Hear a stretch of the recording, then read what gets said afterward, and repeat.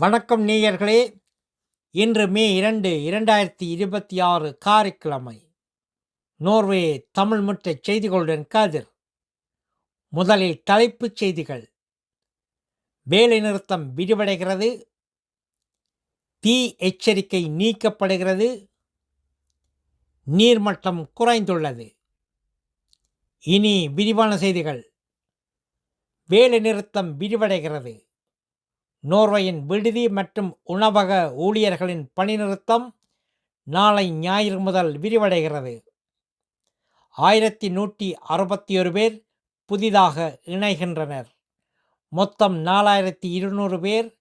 286 நிறுவனங்கள் பாதிப்பு. ஊதிய பேச்சுகள் தடைப்பட்டதே இதற்கு காரணம். தீ எச்சரிக்கை நீக்கப்படுகிறது.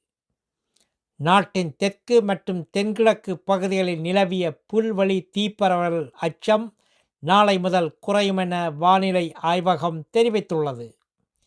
இதற்காக விடுக்கப்பட்டிருந்த மஞ்சள் நிற எச்சரிக்கையும் இப்போது விலக்கிக் கொள்ளப்பட்டது.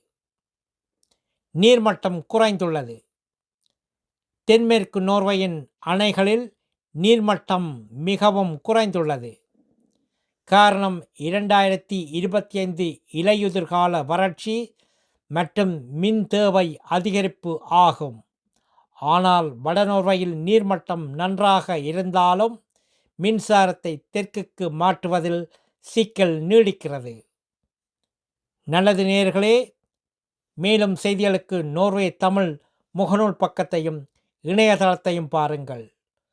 உலகெங்கிலும் தமிழ், நம் உணர்வெங்கிலும் தமிழ்.